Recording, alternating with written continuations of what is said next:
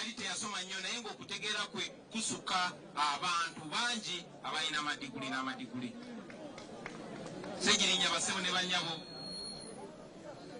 teyali economist.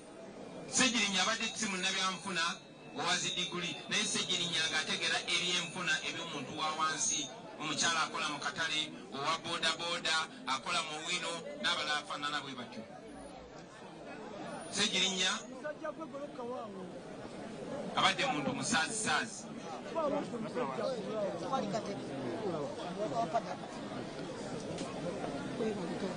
Naye nga Ssegirinya ne bw'aba asaaga ku nsonga ezikwata ku bantu be, Ssegirinya abadde very very serious. Muhammad Ssegirinya wetuwerekera. Ssegirinya yava wano Kaddugala basebo ne bannyabo okufaananako nga ffenna bangi nnyo. Oba ovudde Gomba, oba ovudde Kasanda, oba ovudde Kaliisizo, ovudde Mityana wansi ne wala. Ssegirinya yayingira ekibuga n'atoba n'ekibuga naye n'akijjamu omulamwa okufaananako n'okwenkana abantu abalala bonna bonna abakulira mu nnyumba zetulowooza nti zeyageza. So Ssegirinya tumuwerekera ng'abawerekera omuzira w'eggwanga, national hero. Twategezeddwa nti wabaddewo request abapoliisi abasindikiddwa palamenti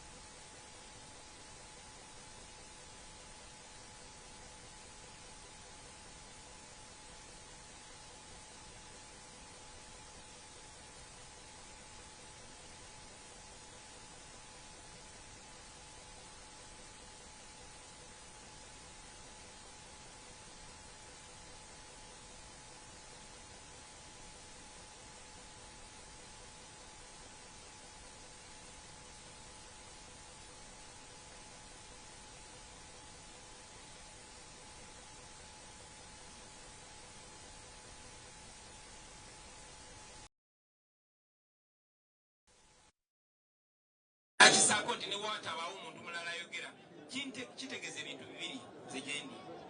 Ekisooka kitegeeza a deep sense of trust, kitegeeza obwesigwa Seegi bwe yanninamu okujja mu maaso gammwe okwogera ebigambo bye yandyagadde byogerwe nga ye takyasobola byogera.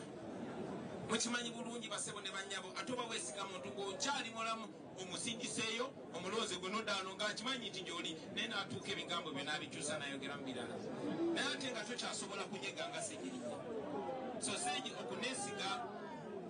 okwogera ebigambo byandyagadde byogerwe nga tumwerekera sikitwala nga kyabulijjo era kyenva musuubiza tijja byogera si leero lukka sikumala ssaawa 5 zokka y'obulamu bwonna obusigaddeyo era nammwe mbasabe mwogere ebigambo ebyo ebyalumanga Ssegirinnya byeyagala ngate nga si bibye ng'omuntu wabula byaffe ffenna buli ali eyo nga weetetenkanya okulaba ng'obulamu butereera buli ali eyo ng'okeera kukola ng'okeera kuyiiya okulaba nga weesitula oli Ssegirinnya basaasira baganda bange ekyo kyongera n'okuntegeeza nti Ssegirinnya yali akimanyi nti ebimuluma mbimanyi era basebo ne bannyabo ebigambo byenjogera olwaleero si byange byani bya Ssegirinnya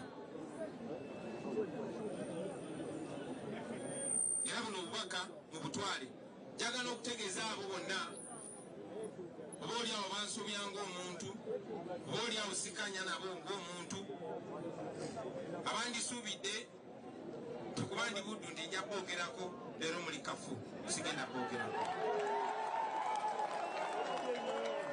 nakumalero njagala kussa kitiibwa mu Ssegirinnya muganda waffe basebo ne bannyabo Ssegirinnya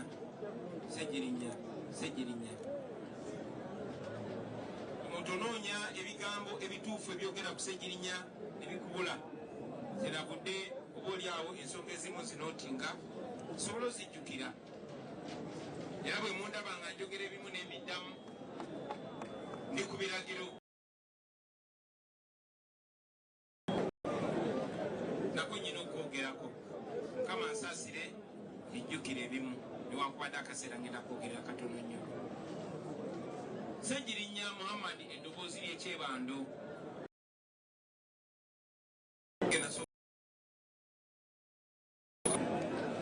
ng'akuba essimu ku rediyo n'atuusa ensonga ffene ezaatulumanga nalwawo musinkana nasooka okusinkana Ssegirinnya yeyajja ewaka ewange ng'awulidde nti ngenda kwesimbawo ekyaddondo east y'omu ku bantu abasooka okutuuka era oyo maama ngambye kibagambye yeyampita n'angamba owaayo Ssegirinnya atuuse omuntu gwe nali mpulaninga okunoonya ate nga ye atuuse oba oliawo Katonda yaliwaawo asekatigafu Ssegirinnya twakwatagana naye nampagira newankubadde ekibiina kye kya FDC nakyo kyalina candidate Apollo Kantindi Ssegirinnya yampagira ng'ensonga egi gyawa tigwoli wa ghetto nange ndi wa ghetto mbadde nkudiriza ebbanga lyonna era nkutegeera ne mugana nange mbadde nkudiriza kyali wange era nkutegeera awo wava enkolagana eyange sinze kanze nnyo n'ennyumba yange enkolagana ereme kkoma ku Ssegirinnya yekka wabula egende ne ku baana baffe oba oliawo ne ku bazzukulu kuba ekitugatta kinene nnyo okusinga ffe basebo ne bannyabo Ssegirinnya mu mboozi gye twanyumya ng'ewaabwe anyumiza nze nakuliraawo Matanga ewa jjajjange gwe twakasiika ajja ayina kyosimba onaanya nga bw'aba anyumya ekidde ewaabwe embeera y'emu bw'anyumya obwabwe buli ebuddu nga tebwawukana na buli ggomba bw'anyumya embeera eri ekawempe nga teyawukana na mbeera eri kamwokya so ne tuconnectinga nowanda nali mutegeera bulungi ate nga naye antegeera bulungi kwegamba nga twetegeera nalaba ebirooto bya Ssegirinnya alina ebirooto bisebo bannyabo ng'ate mu malirivu okulondoola ebyo ebirooto abituukirize era ensonga lwaki nalowooza nti kyali kikulu neebaza nnyo Katonda nti nafuna omukisa nange nembeera paati ku lugendo lwa Ssegirinnya Ssegirinnya yali alina okuba owakabi oba nsisinkanye oba tansisinkanye nze omuntu Katonda gwe yatonda okubeera ow'amaanyi mulaba era nakiraba mu Ssegirinnya so kyali kyabwetowaze nze gye ndi okufuna omukisa nange okuteeka ettofaali ku lugendo lwa Ssegirinnya kuba nange amatofaali mangi nnyo aganteekeddwako abantu ab'enjawulo besaazaalibwa nabo besaakula nabo so kyakitiibwa nnyo era nkyenyumirizaamu tetwasobola okugabana akaseera ne bwe kaba tekaali kawanvu nnyo nze ne Muhammad Ssegirinya. Twali tugenda mu kalulu ka 2021 Ssegirinya yali yaŋŋambako tyagala kwesimbawo wa MP. Kaliwe ntera omukuba olwayi ne mugana naye Ssegirinya ogenda kwogera luzungu ki? N'agamba Mr. President nze nsinga Amini oluzungu. Naga nze ondaba wano Amini twalaba ebyo byonna bye yakola naye nze musinga oluzungu. Ate ng'ali mutuufu. Ne twogera ne ku by'ebitabo era nakakasa teyina ebitabo bye naye era yali yansuubiza nti agenda kuddayo asome era Ssegirinya yaddayo n'asoma era mbadde sinkanye omu ku bakulembeze wano ng'abadde asoma ne Ssegirinya ku university. Eyo Ssegirinya.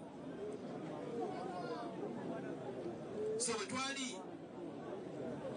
nga twagala MP agenda otukiikirira e Kawempe North nga bwe mmanyi nti omulamwa gwe tuyimiddeko gwe gukiikirira bannayuganda abasinga obungi naddala abanyigirizibwa era nga bwe mmanyi si kyakuwaana naye ekibiina kyaffe kya NUP kyekibiina eky'abantu bannayuganda era n'abakulembeze bonna beesimbawo bakimanyi bulungi nnyo nti osobola okuwangula ng'okozesa ekimu ku bibiri era ng'okozesa maanyi ga mmundu nakugulirira na ssente oba ng'okozesa maanyi g'abantu era bamanyi nti amaanyi g'abantu gali mu National Unity Platform. So tekyewunyisa okulaba nti abakulembeze bangi abaali beesimbyewo Secretary General kyogeddeko no Honorable Mwanga Kivumbi atukulembera mu Buganda Caucus kyogeddeko nti waliwo Alhaji Latif Sebagala oyo ye imamu wa parliament. Ye ali imamu wa parliament nga kyali mu parliament ate nga bwendi swipe nga buli wansanga gana ego swipe tokyayagala kusala ngenda kufuna wulu nga mpeta omu ku basajja b'empenya ekitiibwa ate nga parliament yagiweereza bulungi nnyo yali yeesimbyewo tosina kubuusabuusa Tuno Latif Sebagala. This is experience. Nga saba testes ow'ekibiina gwe bayita naye yali yeesimbyewo ng'alina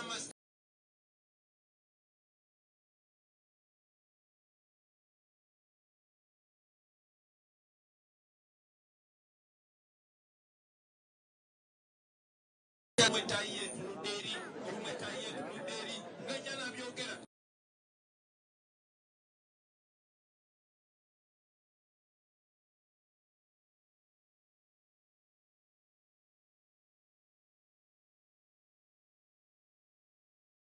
era gye tujja okukozesa yali yakugenda mu bantu era Ssegirinya namugamba Ssegirinya oli kyali wange naye okubulira amazima ali abasajja ngaba entereke kyo onoobasobola naye ne muwa amagezi ne mugaa Ssegirinya genda mu bantu n'agamba totumye weesitukidde taata Ssegirinya n'agenda mu bantu n'ayogera n'abantu n'ekiseera ekyo twafuna akaseera akazibu twayanguyirwa nnyo okusalawo okubanga kyali clear ba MP abalala bonna bonna naye mujjukira nti kaadi eya Kawempe North twasooka results ne zijja naye nga results ezaaba mu bantu twalina vetting wano nga mukuvetinga mukwogera oluzungu Ssegirinya nga takwatamu nnyo ng'abyogera ng'afunaana banne ne bafuna 7 naye ne tugenda ku ground mu bantu Ssegirinya ng'akomawo na 85 banne bali 45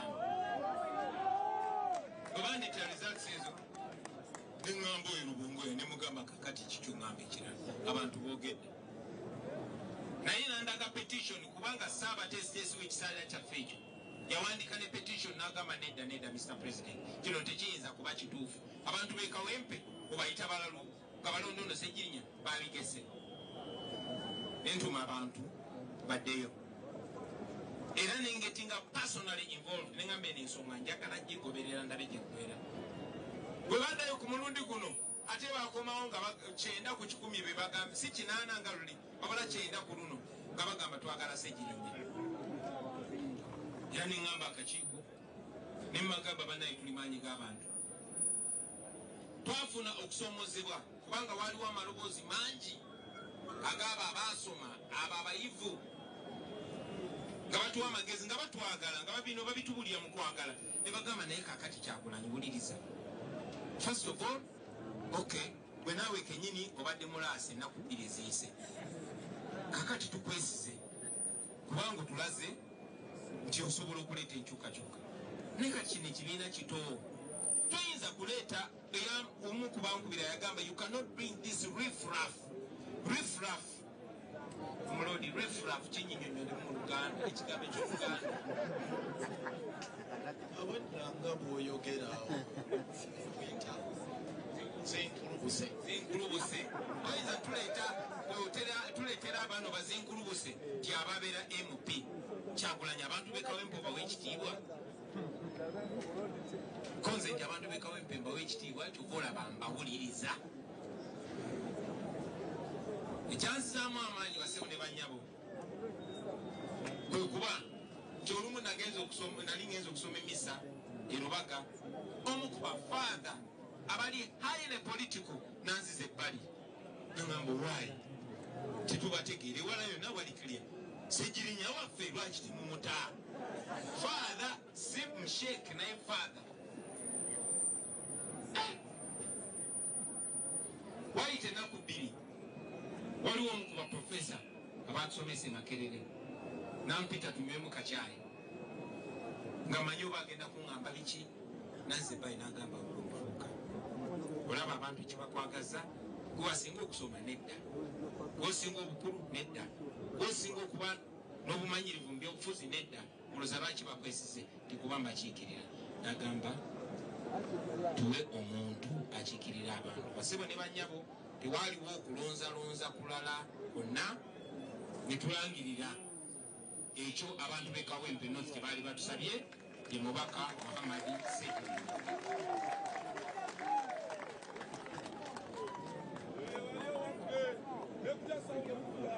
Ekyo nno basebo ne bannyabo twalinga abayingidde mu lutalo era lutalo lwe tubaddemu naye asinza otukulembera mu lutalo olwo njagala omwebaza ye Muhammad Ssegirinya. When I get in parliament, nabagamba if the parliament cannot come to the ghetto will come to the parliament. Parliament webeganya okujja mu ghetto ejja kugenda mu parliament. Basebo ne bannyabo gwe twakwasa Ssegirinya kaadi twali tusindise ghetto mu parliament era ghetto ebadde mu parliament era mwe ba MP mulabye ghetto kyekoze parliament mukirabye. Kati oyo Ssegirinya basebo ne bannyabo. Nebaza Katonda era nkyenyumirizaamu nnyo ekyokuyimirira ku magulu ffenna ng'ekibiina ne tukalambira ne tukola abantu kye baatugamba kuba Ssegirinya yatukakasa yatuvindikeetinga. Njagala obabulira amazima nawuliriza abantu twawuliriza abantu naye nga tulina obweraliikirivu naye nga tegunnaba nakuwera mwaka Ssegirinya okuteeka ebbali mwamulaba yatandikirawo era nga bwe nabagambyeko nga tuli ku kitebe kyaffe ti Ssegirinya yalinga alinyiddwako emmandwa ey'okukola emmandwa. Ssegirinya yakola ebintu mu myezi egisooka 2 ku 5 ng'ali mu parliament. Mwenna munakkiriziganya nange basebo ne bannyabo tibyali bisomooza n'abo baali bamazeeyo emyaka era nakibagambyeko nga tuli ku kitebe kyaffe ti ababaka abamu bantuukirira kubanga baali bebo bolowooza abantuukirira ne bagamba wayi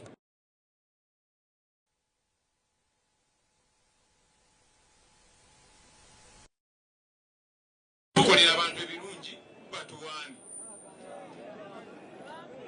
Ssegirinya bw'abanga tagulidde bugulizi bantu